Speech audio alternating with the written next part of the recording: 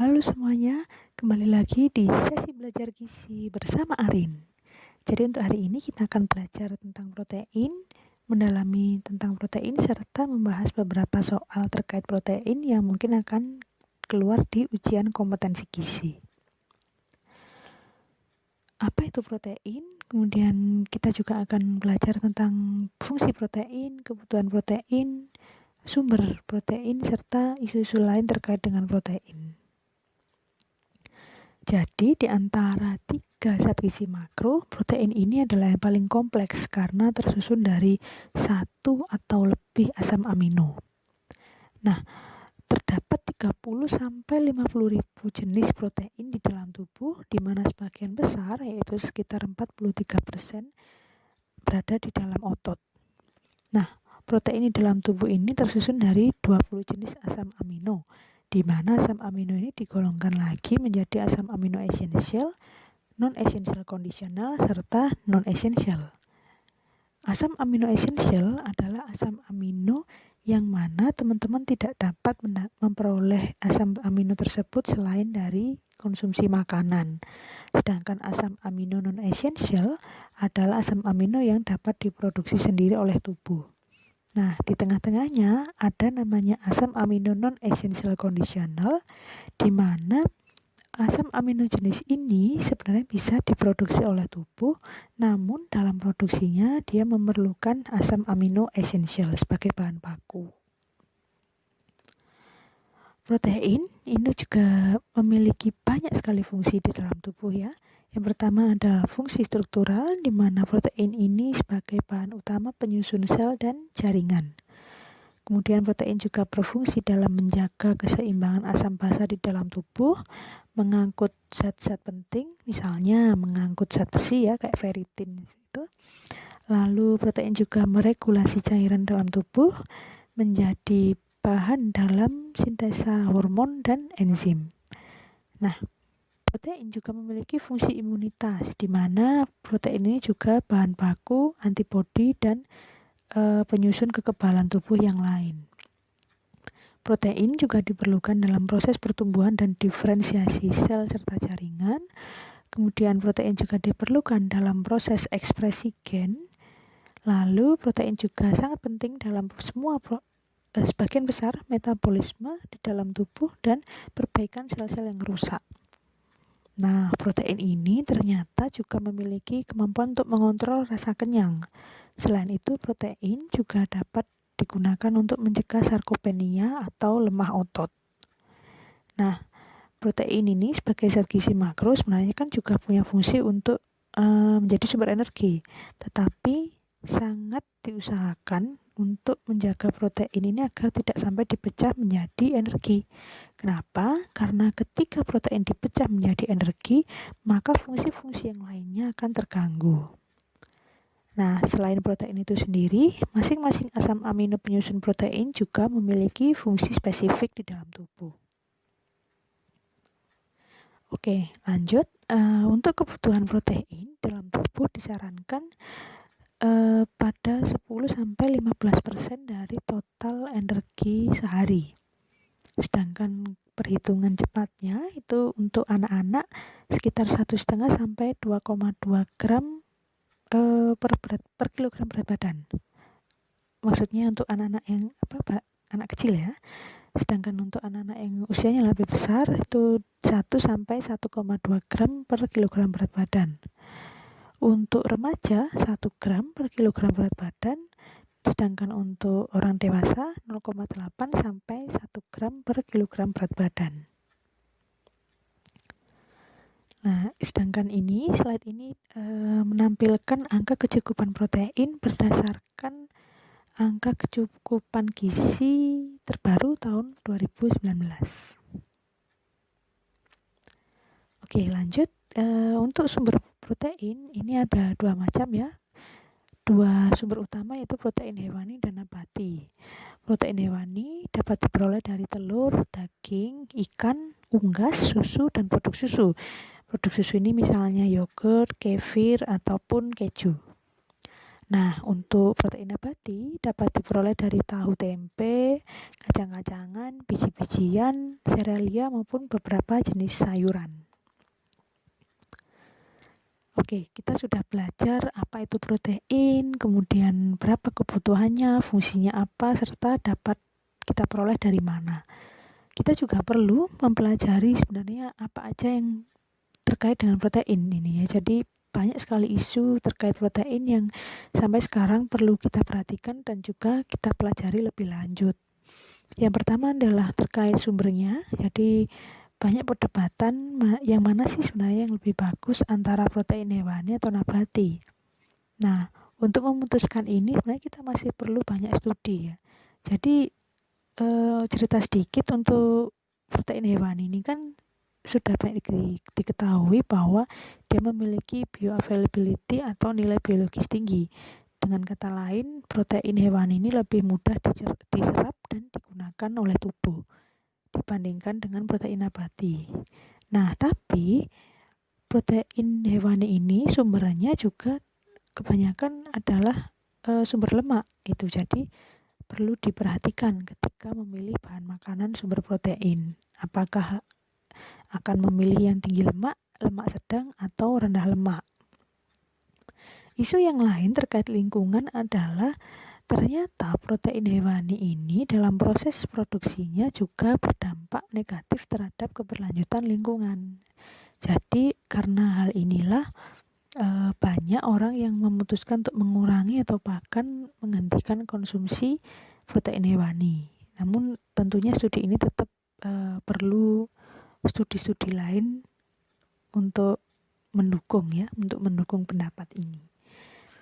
Lalu ada isu juga terkait dengan vegetarian dan vegan. Jadi para penganut diet vegetarian dan vegan ini sangat rentan mengalami kekurangan protein dan zat gizi mikro.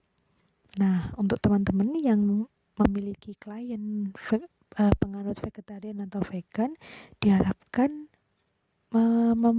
mengupayakan untuk memenuhi kebutuhan energi dan proteinnya ya. Dan kalau bisa proteinnya dilebihkan.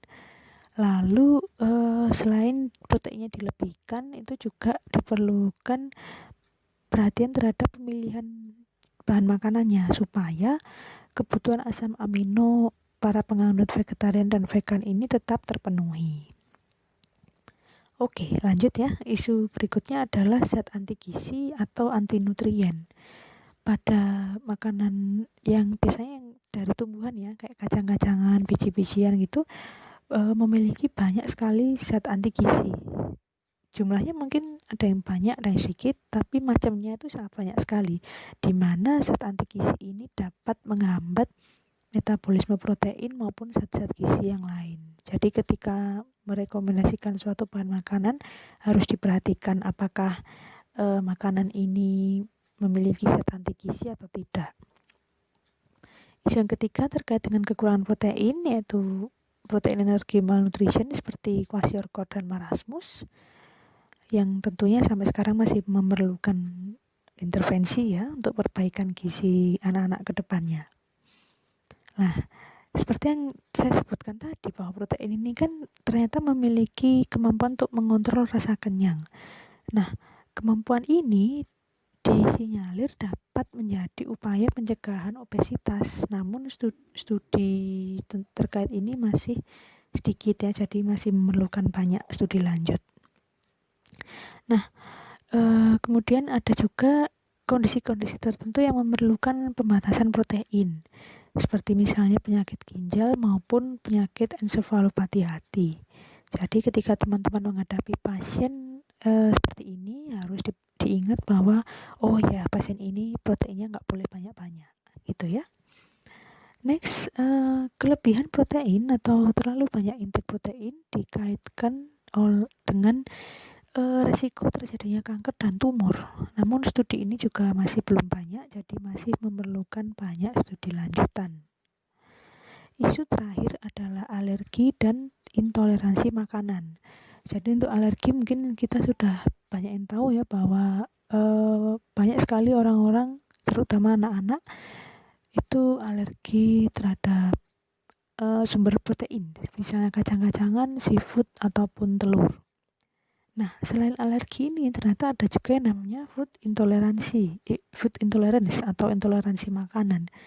Jadi kondisi ini biasanya dikarenakan tidak adanya suatu enzim untuk mencerna jenis protein atau asam amino tertentu, misalnya phenylketonuria dan celiac disease. Oke, sebelum kita masuk ke sesi kuis, saya harap teman-teman tetap mencatat ya kira-kira topik apa atau pertanyaan apa yang ingin dibahas. Jadi nanti ketika sesi ini selesai kita bisa lanjut ke fitur discussion atau komen. Oke, nomor 1, zat manakah yang bukan zat anti gizi penghambat metabolisme protein? Oke, ada oksalat, saponin, tanin, lektin, dan trypsin inhibitor. Kira-kira yang mana nih? Iya, benar. Oksalat ya. Jadi oksalat ini banyak studi yang sudah membuktikan bahwa oksalat ini adalah zat anti gizi terhadap kalsium. Jadi tidak menghambat metabolisme protein tapi kalsium. Sedangkan saponin, tanin, lektin, dan trypsin inhibitor ini semuanya berpengaruh terhadap metabolisme protein. Untuk teman-teman yang ingin membaca lebih lanjut terkait zat anti gizi bisa mengakses paper-paper ini ya. Oke, next. Fungsi manakah yang merupakan fungsi utama protein? Ayo, yang mana? Iya, benar ya. Jadi bahan baku antibodi. Jadi ini terkait dengan protein dalam fungsinya sebagai penyusun kekebalan tubuh. Nah, sedangkan cadangan energi menjaga tubuh tetap hangatnya adalah fungsi lemak, kemudian mencegah konstipasi dan mengatur gula darah ini adalah fungsi dari karbohidrat. Next, yang manakah di antara asam amino berikut yang dapat dihasilkan oleh tubuh secara mandiri? Ayo, yang mana nih? Hafal nggak nih? Ya, benar. Jadi, asam amino yang dapat dihasilkan oleh tubuh secara mandiri adalah asam amino non-essential, di mana salah satunya adalah asam aspartat. Nah, sedikit tips ya buat teman-teman. Jadi mungkin agak susah kalau menghafal semua asam amino esensial. Jadi lebih baik menghafalkan asam amino non esensialnya karena lebih sedikit. Jadi ketika di soal muncul, oke, teman-teman sudah ingat yang non esensial. Jadi sisanya pasti adalah asam amino esensial atau asam amino kondisional. Pertanyaan berikutnya. Nyonya P menderita gagal ginjal dan membutuhkan saran dari ahli gizi. Nah, sebagai ahli gizi, kira-kira teman-teman akan menyarankan bahan makanan apa ini buat Nyonya P? Ada sosis, kerang, telur asin, udang, dan ikan mujair. Ya? Ya, benar sekali. Jadi ikan mujair ya, karena jadi sebenarnya kan karena begini ya, untuk 5 bahan ini semuanya kan sumber protein hewani. Nah, tapi untuk sosis dan telur asin karena sudah mengalami pemrosesan jadi sangat tinggi natrium, di mana tinggi natrium ini tidak bagus untuk kondisi hipertensi maupun kondisi gagal ginjal. Terus ada kerang dan udang. Nah, ini kan juga seafood sebenarnya juga sangat kita perlukan ya dalam kondisi normal dan porsi yang cukup. Namun untuk pasien gagal ginjal dan yang memiliki asam urat, kerang dan udang ini tidak disarankan karena sangat tinggi urin. Takutnya akan memperberat kinerja ginjal. Jadi yang paling tepat untuk direkomendasikan adalah golongan ikan, misalnya ikan mujair. Pertanyaan terakhir, Tuan R berusia 56 tahun mengeluh sering jatuh dan merasa lemas. Beliau memiliki tinggi badan 165 cm dan berat badan 55 kg. Berapa jumlah asupan protein yang Anda sarankan untuk Tuan R? Ya, mau menghitung dulu atau langsung dibahas nih? Benar sekali ya, jawabannya adalah 55 gram. Jadi dari soal ini ada 3 yang harus diperhatikan ya. Yang pertama adalah usia dari Tuan R yang sudah masuk rentang lansia atau pralansia ya. Dan yang kedua adalah gejala dari sarkopenia atau lemah otot nih, ada sering jatuh dan merasa lemas. Yang ketiga, beliau memiliki tinggi badan sekian, berat badan sekian, namun tidak ada keterangan bahwa beliau ini memiliki gangguan ginjal atau memerlukan pembatasan protein. Jadi karena kita hanya melihat kondisi sarkopenianya, alangkah baiknya kita menyarankan protein yang agak tinggi ya. Jadi dengan rule of thumb tadi, untuk orang ini, untuk Tuan R ini bisa dikalikan berat badannya dikalikan dengan 1 gram. Jadi 55 kali 1 yaitu 55 gram. Oke teman-teman, sekian dulu ya sesi kali ini. Untuk teman-teman yang ingin belajar lebih bisa membaca referensi berikut, ada 11. Untuk pertanyaan atau hal-hal yang kurang jelas bisa dilanjutkan di fitur komen ataupun discussion group. Terima kasih, semoga sukses.